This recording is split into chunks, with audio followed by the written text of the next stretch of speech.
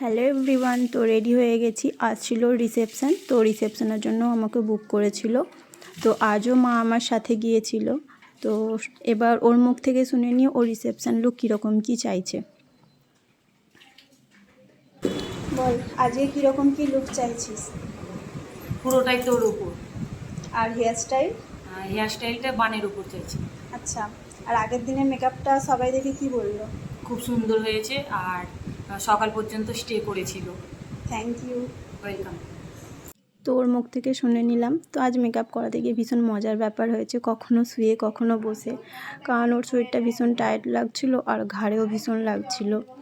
তো আজকে মেকআপ করাতে গিয়ে প্রচুর প্রবলেমে পড়েছিলাম। না মানে যে ফ্যানের জন্য প্রবলেম হচ্ছিল, তারপরে যে বোর্ডগুলো হেয়ার স্টাইল করার সময় ভীষণ প্রবলেম হচ্ছিল।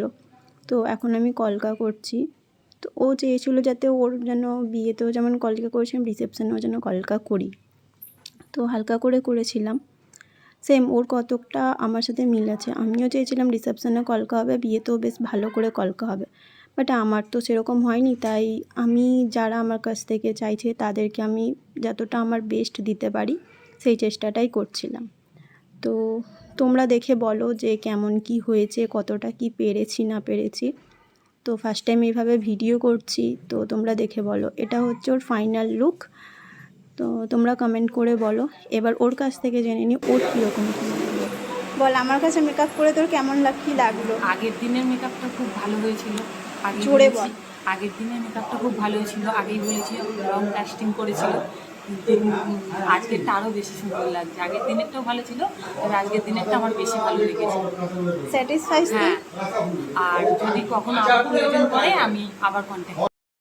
কি বলতে চাস বল। সাজানোটা আমার খুব পছন্দ। জোরে বল না। সাজানোটা আমার খুব পছন্দ হয়েছে, এত পছন্দ হয়েছে আমি বলে বোঝাতে পারবো না। নিজেকে নিজে দারুণ লাগছে, তাই তো? দারুণ লাগছে। তো ওর কাছ থেকে শুনে নেবো তোমরা। আমি বিফোর আফটার লুক দিয়ে দিলাম।